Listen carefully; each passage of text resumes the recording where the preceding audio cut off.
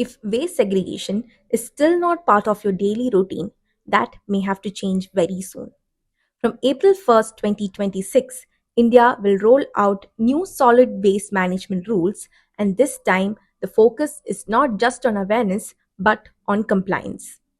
The new rules replace the 2016 framework and apply to everyone who generates waste. That includes households, apartments, shops, and institutions. At the center of this is one clear requirement: waste has to be segregated at source and not just into two categories.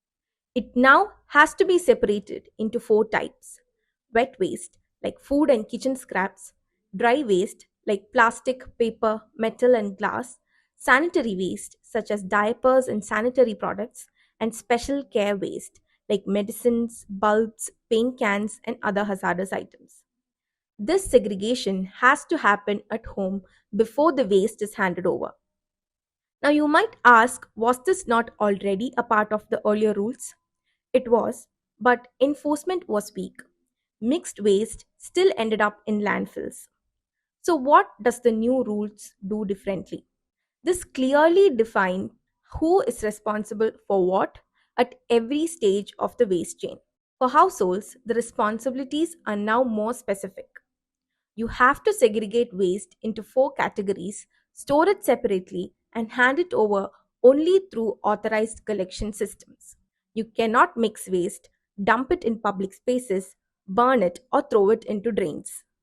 If you generate construction or demolition waste, that has to be stored separately and disposed of under separate rules.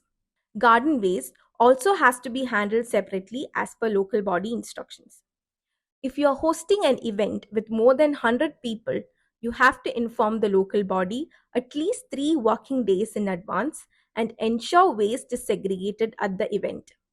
And households are also expected to pay user charges for waste collection, transport, and processing, along with any spot fines if rules are violated. Now, what about bulk waste generators? And what qualifies as bulk? These include large apartment complexes, offices, hotels, and institutions. Any entity with a floor area of 20,000 square meters or more, or water consumption of 40,000 liters per day or more, or generating 100 kilograms of waste per day or more falls into this category. Now they must treat their own wet waste. This can be through composting, biomethanation, or any approved processing method. If they cannot do this on site, they must obtain what is called an extended bulk waste generator responsibility certificate and pay for processing equivalent to the waste they generate. These certificates are valid for 3 years and the full compliance records have to be maintained. So, from now on, large waste generators can no longer simply pass on their waste to the city system. Now, what happens if these rules are not followed? This is where enforcement becomes important. The rules bring in the polluter pay principle, which means whoever generates waste or causes environmental damage has to bear the cost of managing it. Non compliance will lead to immediate fines under local bylaws. There is also a provision for environmental compensation, which is a penalty imposed for improper waste management or violations. This is backed by provisions under the Environment Protection Act 1986, giving legal weight to local bodies to impose fines, collect penalties, and take action. And this is already visible in some cities. In Bengaluru, authorities are collecting around 60 lakh rupees every month in fines from people who litter or fail to segregate waste. The city is also planning two large integrated waste management parks to improve processing capacity. In Delhi, the municipal corporation has proposed a detailed action plan. This includes reviving zero waste colonies, identifying new ones every month, and enforcing four-way segregation across all wards. In Chennai, segregation efforts are already in place, but gaps remain in infrastructure, especially in collection systems and processing facilities. Now, what role does the local body play in enforcement of the rules? They must ensure door to door collection and make sure segregated waste is not mixed during transport. Waste transport vehicles are expected to have separate compartments for different types of waste and prevent leakage or spillage.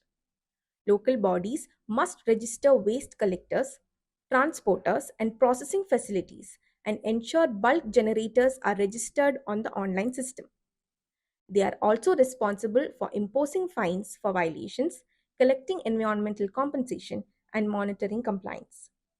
Local bodies must file quarterly and annual reports detailing how much waste is collected, how much is processed, and what violations and penalties have been recorded.